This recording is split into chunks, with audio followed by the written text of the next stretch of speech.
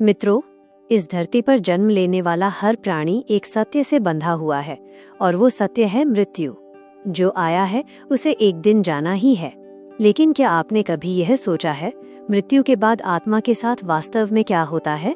क्या आत्मा तुरंत स्वर्ग या नरक चली जाती है, या फिर वो कुछ समय तक हमारे बीच ही रहती है?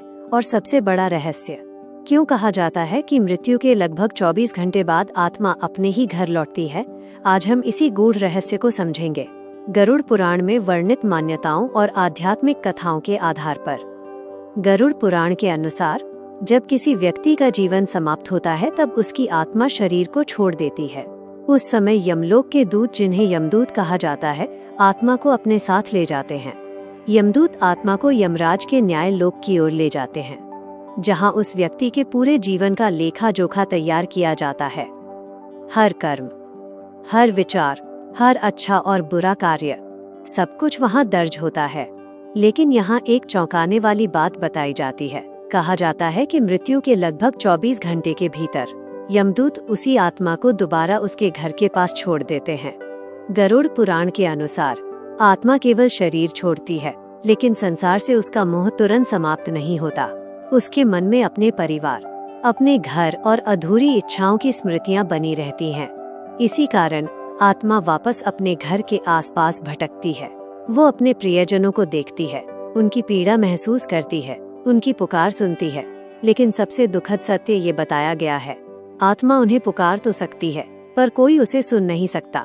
कहा जाता है कि कई बार आत्मा अपने शरीर में लौटने की कोशिश भी करती है, लेकिन यमदूतों के बंधन और प्रकृति के नियम उसे ऐसा करने से रोक देते हैं। गरुड़ पुराण में वर्णन मिलता है कि जब परिजन रोते हैं तो आत्मा अत्यंत पीड़ा महसूस करती है। वह उन्हें शांत करने की कोशिश करती है, पर उसकी आवाज अदृश्य रह जाती है। उसे यह एहसास होने लगता है कि अब वो संसार से अलग हो चुकी है, और यही एहसास उसे सबसे ज्यादा दुख देता है। हिंदू धर्म में मृत्यु के बाद 13 दिनों तक किए जाने वाले कर्मों को अत्यंत महत्वपूर्ण माना गया है।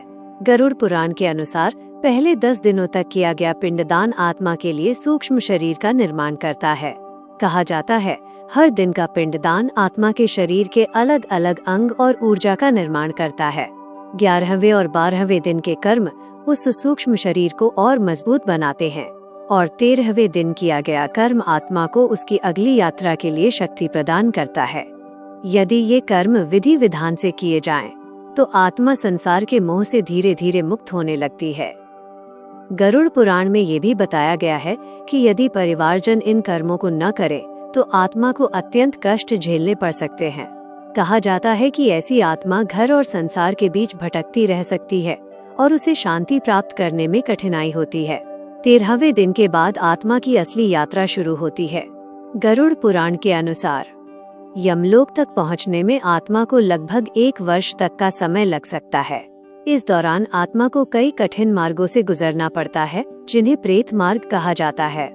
इन मार्गों पर आत्मा को वही ऊर्जा मिलती है जो उसके परिजन श्राद्ध और तर्पण के माध्यम से प्रदान करते हैं। जब आत्मा यमलोक पहुंचती है, तब यमराज के दरबार में उसके कर्मों का अंतिम निर्णय होता है। यदि व्यक्ति ने जीवन में धर्म, दया और सत्य का पालन किया हो तो कहा जाता है कि आत्मा को उच्च लोकों की प्राप्ति होती है। लेकिन यदि जीवन में अन्याय, छल या अधर्म किया हो तो आत्मा को अपने कर्मों के परिणाम भुगतने पड़ते हैं।